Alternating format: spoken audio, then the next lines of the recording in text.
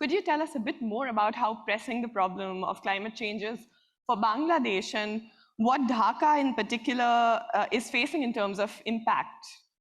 As a local economic expand and development strategy to the mitigate climate change, cities will continue to play an important role in their supporting national and regional governments in and meeting their climate targets. And the world will not stay on 1.5 degrees centigrade trajectory without the decarbonizing energy demand. Dhaka is also itself highly vulnerable to climate hazard, especially flooding and heat that have cascading effects on people's health. Those who come to our cities seeking safety and better livelihood often find themselves trading one set of risks for another. In my country, I'm just giving an example. Unical impacts that every day around 2,000 people are coming from different part of my different district due to, as I've mentioned many times, that the sea level is going up. The agricultural land is now under the saline water. So the coastal areas, in the coastal areas, those who are living there, they cannot do anything at this moment. And every day, 2,000 people are coming in my city, Dhaka city. And I cannot say, no, you cannot enter in my city. Being a city mayor, I have to invite all of them. So it is a big challenge for my city at this moment. Thank you.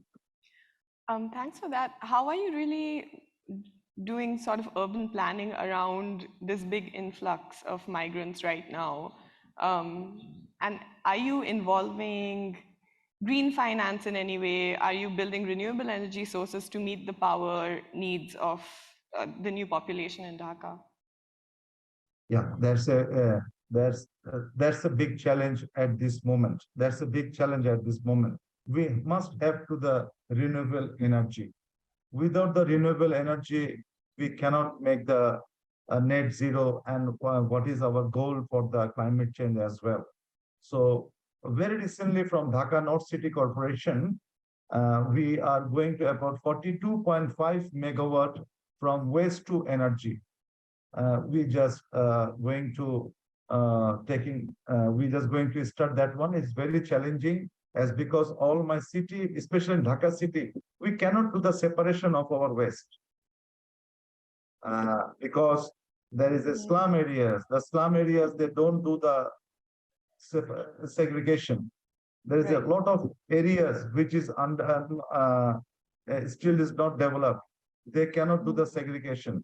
So it's a big challenge. So I took a project for the renewable energy, and that is 42.5 megawatt. And of course, Dhaka is such a the high density city. Around 49,000 people are living per square kilometer. 49,000, and when they are leaving my city, they are use my canals. The canals are polluted. There is a huge demand of the develop their sanitation is another challenge. So I urge to the International Development Fund also to come and sit, and you can see the reality, what's going on, and I need the justice also for the climate change. A few days back, in southern part of Bangladesh, you can see the name of the Sylhet district. All of a sudden, around 400,000 people are underwater all of a sudden. And when this kind of the climate change effect are in different part of Bangladesh, ultimately they are trying to come my city. So I will say, yes, the renewable energy, the solar energy, I urge to all of you, please come to Bangladesh, sit with me, whether we can introduce the solar energy also, where we can, because there's a in solar energy there's a one huge challenges is the land. Right. Yep. The land is not that much in my city, but of course the canals, the shore of the canals. If you can do that kind of highly a technical solution, then I can use the solar panel on the shore of my canals. So like this way we can mitigate this kind of solution. Thank Okay. you. Thank you, Mayor Islam. Perhaps, Sonali, if you can weigh in on what renewable energy sources at this point is the ADB really financing, and where is assistance needed the most, and how much is the region really making progress towards that 23% target? Sure. So let me start by introducing myself. I'm Sonali Tang. I'm from the Asian Development Bank, and I'm the regional director and head of the office in Singapore. I think most of you here know ADB, so I won't go into too many details. But we are Asia's multilateral development bank. We're based in Manila. Our head office is Manila, and we're owned by 68 member countries, the United States, Japan, China and India being the largest shareholders. ADB's operations span a range of needs from our developing member countries. We cover sovereign financing, so financing to governments and to sovereign agencies, to the private sector increasingly. And we also provide a range of technical assistance and capacity building solutions for our DMCs. As Mayor Islam mentioned, climate change affects all of us. And even though this conference is about Asean, you know that climate change is not a problem with any national boundaries.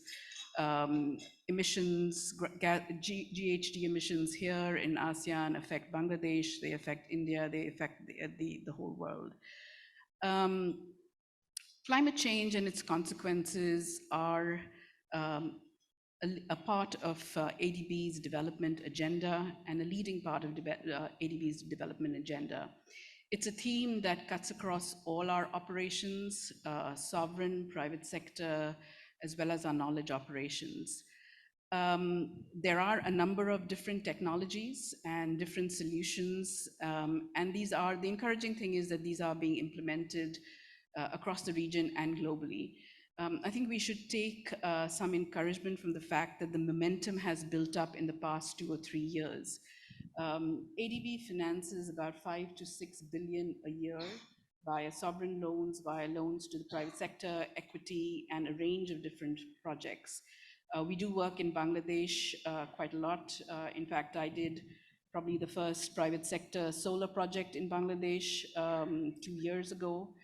So there is increasing momentum that is building. And in the past 2, 3 years, it has increased even more. So we've been doing 5 billion a year, but ADB's climate ambitions have been increased dramatically. We hope to be doing 100 billion by 2030, not a year, of course, cumulative by 2030. So there are a number of different areas where we can work with our developing member countries. And how far along would you say we are in meeting that 23% target? Actually, many of the ASEAN countries are very close to or have actually exceeded that target. The larger, and this changes every year. As new renewable energy comes online every year, this tends to change. So countries that are rich in hydro, for example, Laos or the Philippines, they are in excess of 23%. Other countries, maybe around 20, 21%. Renewable energy tends to be very site specific. So it depends on your resources, your hydro, solar radiation, wind resources, whether there is enough land to build, as Mayor Islam talked about this. Also access to technology and materials.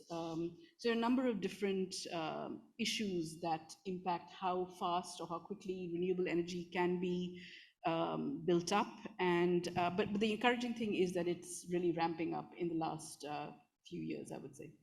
So I have a statistic here that in the past 6 years, under 40% of Southeast Asia's new electricity demand was met with clean energy sources, be it solar, wind, or hydropower.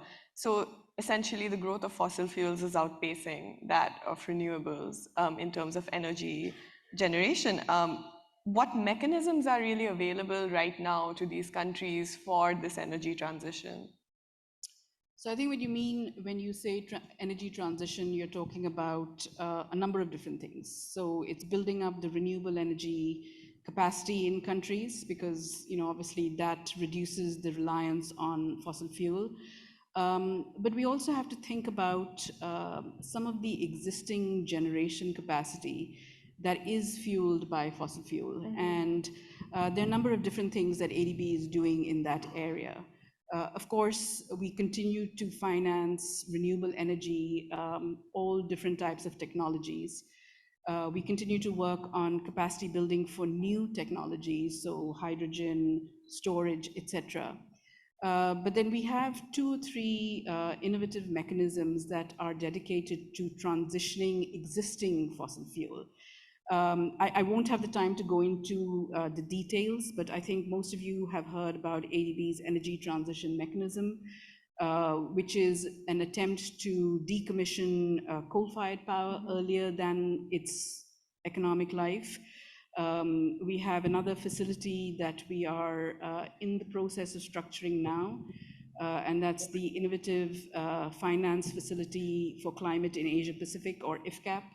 And these are all, between $2 and $3 billion facilities each. And these are aimed at transitioning existing fossil fuel as well as new climate investments. We have the ACGF, which is the ASEAN Catalytic Green Facility, and that's a project preparation and design facility.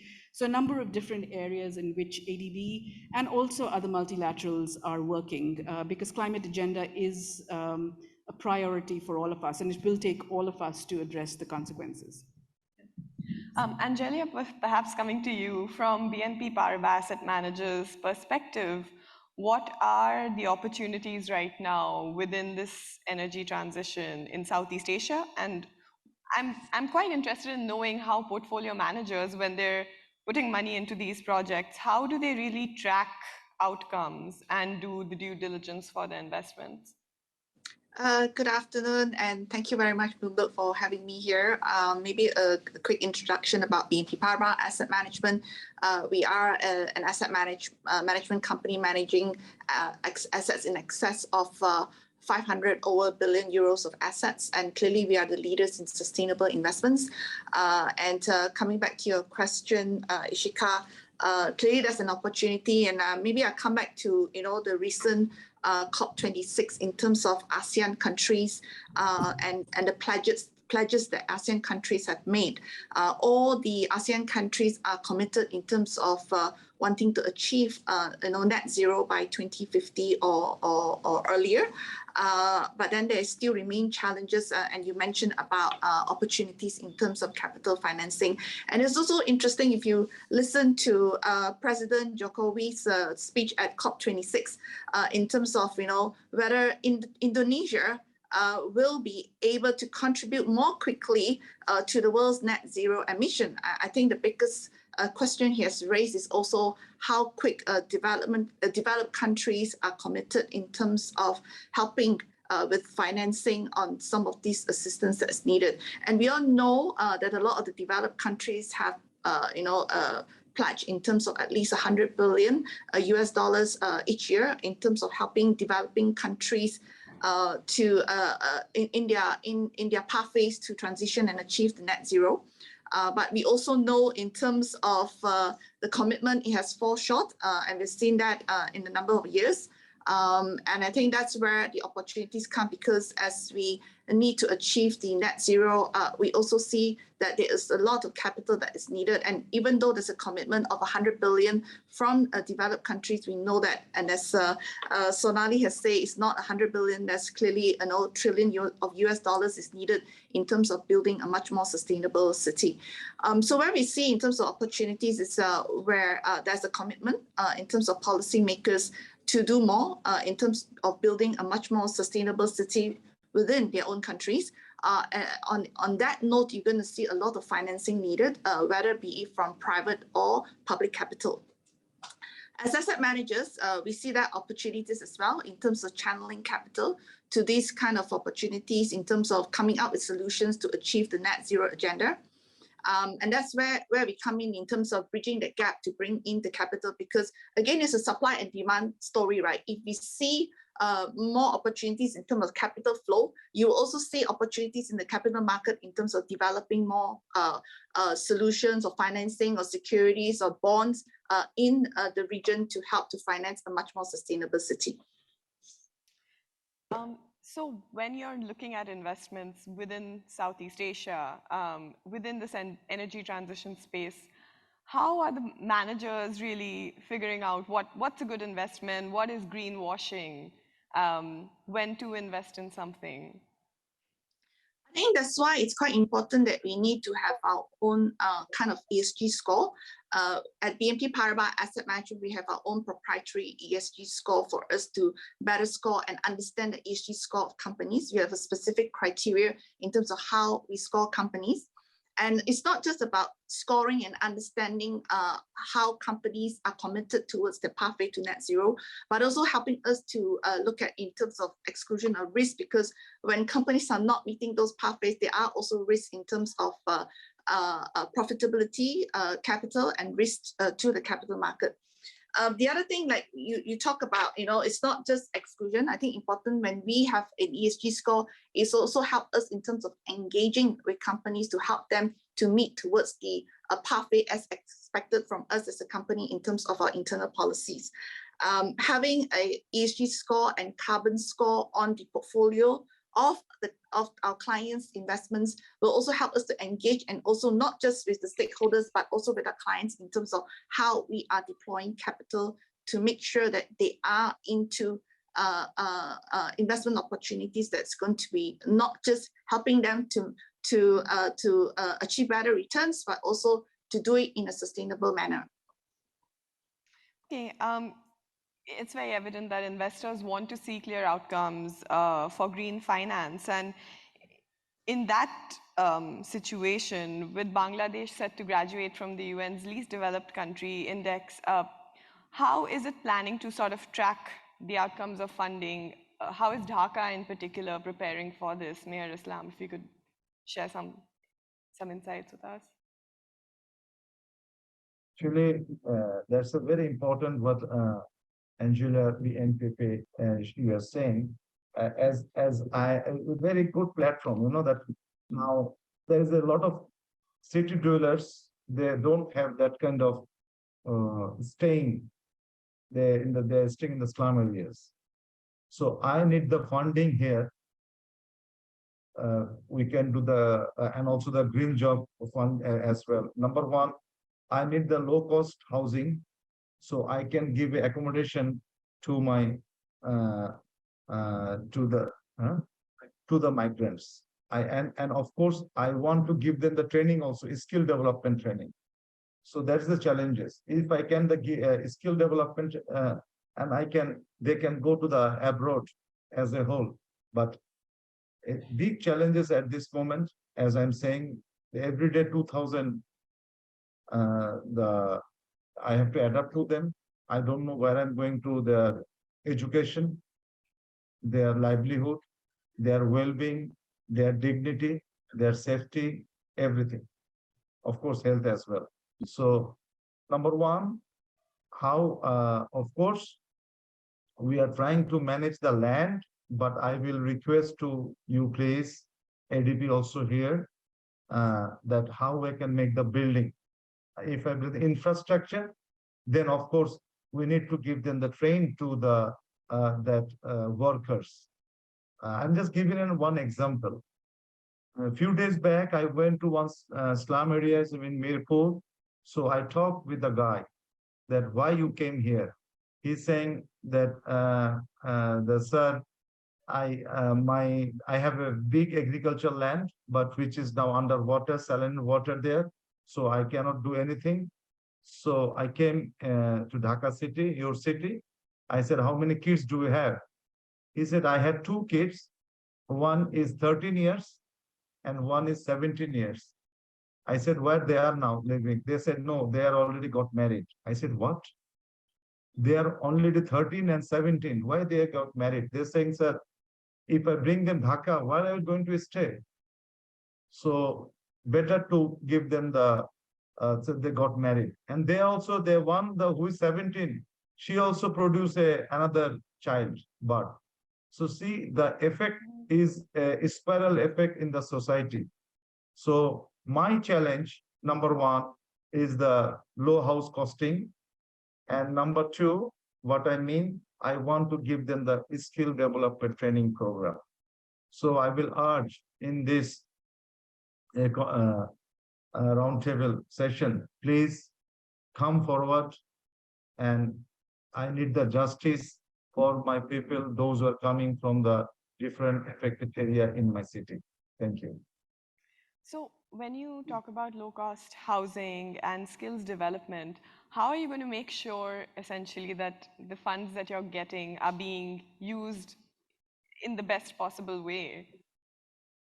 Are there mechanisms you've come up to track that? Yeah, there is a mechanism, of course. There is, of course, as you know, that in our country, there's a ERD division also, external resource division also from the ministry.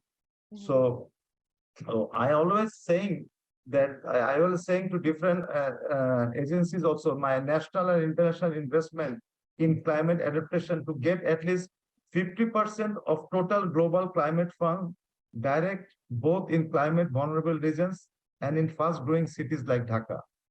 So there is a mechanism. Of course, there's a skill development. There is a, what and low cost housing. I mentioned that might be, if we can talk, we can find it out the space. But of course, for infrastructure, if the BNPP or the ADB, Sonali is there.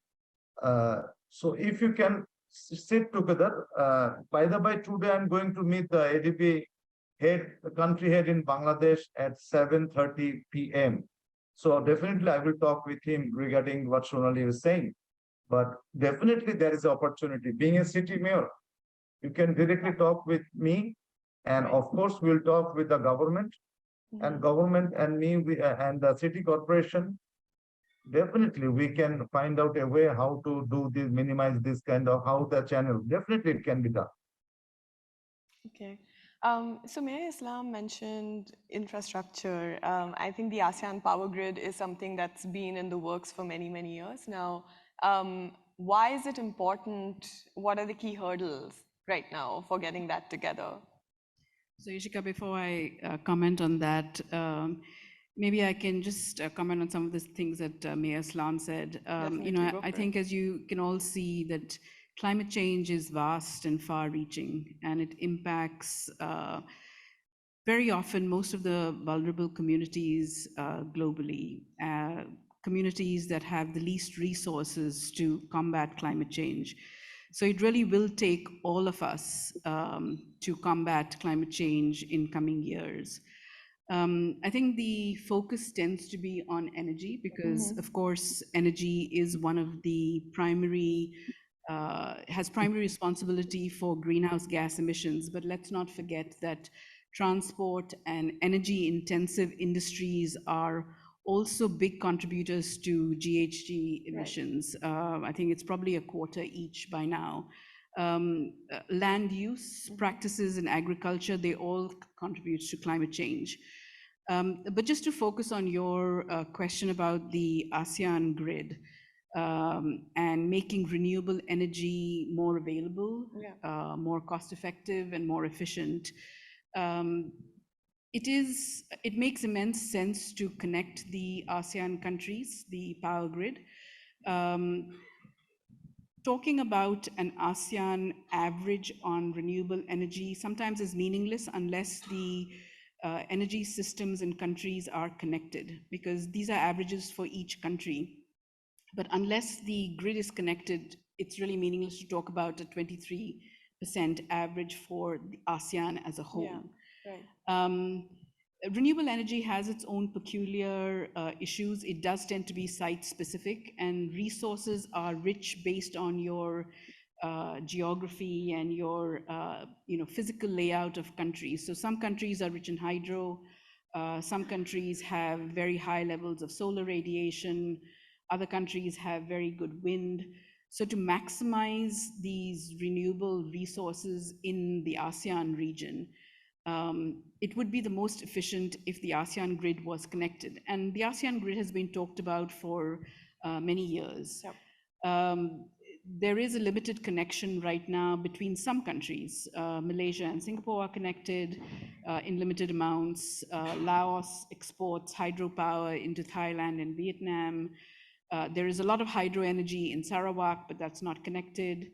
It would be good if Singapore were also connected to Indonesia. So for various reasons, if you had a connected grid and you could utilize the best resources, so not everyone has hydro. Singapore doesn't have hydro, for example, or the upper reaches of Thailand may not have solar radiation. If you can connect the grids, then it's the best balance of complementary sources of renewable energy. There is a very good project that people can look at in Rajasthan, in India, and that's a grid connection project that ADB did maybe 5 or 6 years ago. We provided sovereign and private sector financing. And what it did was connected wind, solar, and hydro by connecting the different grids in the north, in the west, and coastal Gujarat. So that's a good example to look at. And if you connect it, you have the most efficient sources, the cheapest sources, and you can maximize the locations for renewable energy. I find it quite interesting that we're having this conversation about Southeast Asia transitioning towards renewable energy, when the region has very severe development needs to meet as well. How are countries at this stage really balancing out those two things about making sure we green the planet at the same time, having the basic needs of its population met? Yeah, it's a good question, and it's a question that's debated very often in the development world. Yeah. You have to keep the balance between being responsible for our environment, and that responsibility is for all of us, not just the developing world or the developed world. And to balance out the needs of access to energy, because in this part of the world, in our DMCs, there is a very large portion of the population that does not have basic access to energy. Right. Much of rural Bangladesh or India still has, one bulb and a phone charger, and that's the only access. So balancing the needs of development and being environmentally responsible is something that multilaterals have dealt with for a long time. Yeah. This is a question that we ask in every financing that we do. But the encouraging thing is that even the private sector and commercial banks now are talking about the same issues and following the same framework that we have adopted many years ago. So it's very encouraging to see both of these developing in tandem. Okay. Yes, good food for thought, I suppose, for everyone. Angelia, would you like to add? Yeah, can I just add something Sure. following up on that conversation? I think clearly there's a lot to be done, and it's like what Sonali said, when we talk about energy transition, it's not just talking about renewable energy. Clearly, I think it's very important that government needs to have a proper structural plan as to how they're going to be transitioned into a net zero carbon emission environment. I think while we are talking about investments into the infrastructure to help to do that, I think the biggest hurdle is as I mentioned, is fiscal constraint, where money is coming to continue to fund all these developments. And we also know, it's a kind of balanced situation because, corporates needs to be profitable. But I think during the nascent stage, it's very difficult to be profitable. And therefore, it's important government needs to come up with a structural plan as to how they're going to move towards a net zero environment, and from there on supported by incentives and subsidies so that it helps corporate to fund and hopefully become profitable in that journey. I think importantly is also to change behavior while there is opportunities on electric vehicles, like what Sonali has mentioned. Governments are coming up with policies as to phasing out fossil fuel cars by 2030 in some countries, but you can see a lot of incentives in terms of promoting electric vehicles. We also need to recognize in developing countries in ASEAN, you can see that income per capita is low, and a lot of these EV cars that we're talking about are usually very prestige premium cars, which are probably not affordable to many. Then how do we, what we really need to do to incentivize the change of behavior? When we talk about energy transition, it's not just about EVs and all. Again, probably building more circular cities, improving public transport so that it's less dependent on private vehicles. Like Singapore, as an example, has a very efficient public transport system, and therefore, we all living in Singapore, we don't even need to own a car because it's very easy to get around the city. So I think those are efforts, part of the structural plans that government needs to put in place for us to move towards achieving those targets. Yep. Great thoughts from everyone. And I'm afraid that's all the time we have today. Thank you to the panelists for joining this conversation. Thank you to everyone here for spending a day here. And I hope you found this conversation, this conference, useful. Thank you very much. Thank you.